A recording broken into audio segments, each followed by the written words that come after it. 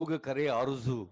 ऐसे मिला करो कि लोग करे आरज़ू, ऐसे रहा करो कि జమానా మిసాల్ దే అని చెప్పిన మాటకి ఎగ్జాంపులరీ థాట్ అండ్ యాక్షన్తో సింబాలిక్గా నడుస్తున్న మన ప్రభుత్వ అధినేత గౌరవనీయులైన సీఎం గారు, డిప్యూటీ సీఎం గారు, క్యాబినెట్ అందరినీ ప్రతి మంచి పనికి అభినందిస్తున్న పెద్దలు గౌరవనీయులు అక్బరుద్దీన్ గారు.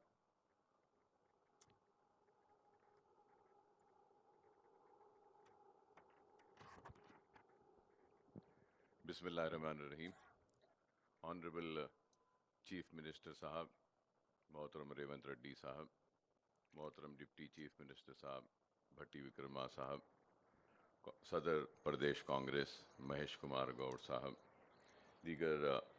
मिनिस्टर्स, साथी अरकान असम्बली, अरकान कौंसिल, रियासत तेलंगाना के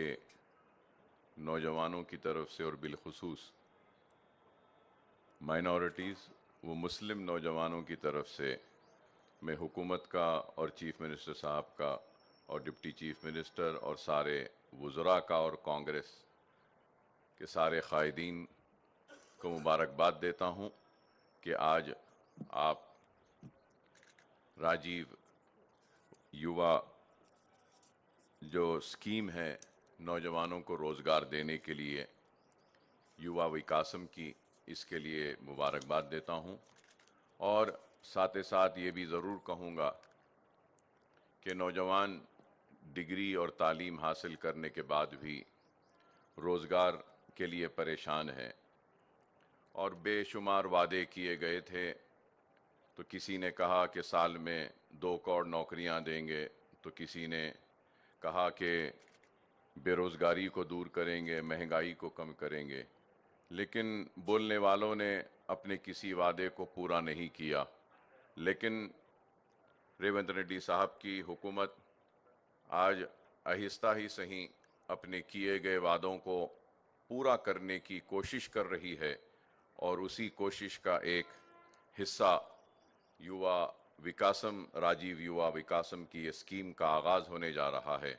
जिसके लिए मैं अपनी जानिब से, अपनी पार्टी की जानिब से और अपने पार्टी के सदर हैदराबाद के रुकन पार्लियामेंट नक़ीब मिल्लत बैरिस्टर असदुद्दीन ओवैसी साहब की जानिब से हुकूमत को और बिलखुसूस चीफ मिनिस्टर साहब को, डिप्टी चीफ मिनिस्टर और वज़रा को मुबारकबाद देता हूँ. और ये उम्मीद करता हूँ कि ये स्कीम में मुसलमानों को भी बराबर का हिस्सा दिया जाएगा. क्योंकि ये बात इसलिए मैं कह रहा हूँ कि आपने हालिया अरसे में कास्ट सर्वे भी करवाया और मुसलमानों की सारी पसमानदगी आपके सामने है. तो मैं उम्मीद करूँगा कि ये स्कीम में एक आबादी के हिसाब से मुस्लिम डोमिनेटेड डिस्ट्रिक्ट्स में सारे मुसलमानों को और बिलखुसूस माइनॉरिटीज़ को भी बराबर का हिस्सा मिलना चाहिए. क्योंकि हर वक्त हुआ ये कि नाइंसाफ़ी हुई, चाहे 2 बेडरूम हो, और जिस ज़माने में पट्टे भी दिए जाते थे, बेघरों को ज़मीन दी जाती थी